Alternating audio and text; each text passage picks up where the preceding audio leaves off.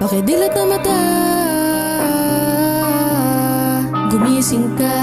Yung mga iniidolo mo sa politika, teka kilala ka ba? Baka ultimo paghinga mo, pangalan mo, hindi nila alam. Gagamitin lang nila, hintuturo mo sa balat. Takot-takot na pag-upo niya tapos di ka kilala. Sino pinaglaban mo? Yung mga sumira sa tahanan mo, yung pinahirapan mga Pilipino. Kapag Pilipino na puro pangako, na napako, manaloko, na nabisto, di pumasok pero sumasahod. Yung napagod, kumakayod, sumakit ng likod pag umabsent, kaltas sa sahod.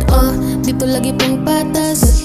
Sino niya balat sibuyas, takbo, kapatid, kapamilya, sa damakmak na yung dinastiya. Simula sa lolo, papunta sa tita, sila yung pamilya, paldong kumita. Pero ba't hindi mo yan makita? Pati mata mo, binili na ba nila? Balita ko, panatik ko, yung ibang Pilipino, paniniwala mo sila magliligtas ng buhay mo, kababayan ko. Di tayo magkalaban, huwag tayo magpatayan. Busigin at kalapagin kung sino ang may pananagot yan. Ikaw, pareho pinakinabangan. Ikaw, pareho tayo ninakawan. Ikaw, hanggang kailan tahimik? Bulag ka ba sa putik? Pagka lumabag ka, saka mo lang ba sasabihin na lintik? Pumitik tong putik, nadidikdik naman daraya. Pumipilantik yung balikpik yung baliko, winitikan lang ng pera. Sino ba silang makapangyarihan? Binabalik ko lang ang hustisya.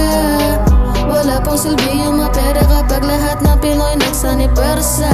Ang kapangyarihan hindi permanente, kaya simulan natin sa estudyante. Huwag niyong gagayahin mga vigilante, huwag niyo rin pasukin na bakanteng lote. Tayo ay mag-aral, laging umabante, lahat ng tumigil hindi permanente. Huwag kang makabate dyan sa elegante, huwag kang mapabulag sa mga diamante. Kapag inapakan ka ng elepante, lumaban na parang isa kang higante. Huwag kang matatakot, huwag ring dumipende sa mga bibig ng mahabang serpente. Maging matalino, huwag tayong pabebe at pukpukin natin ang mga salbahe. Yung mga nakaupo na negosyante, naglilingkod dapat hindi komedyante. Ano ba nagagawa ng musika? Dito ko sinimulan pagtutulig sa. Kala nyo ba mananahimik ako? Ginagamit ko lang po talento ko. Kababayan, makinig ka, tumingin ka, mag-isip ka, huwag kang magkakamali na. Mawalan ng maniobra, magaling ka, huwag magpaisa sa linta.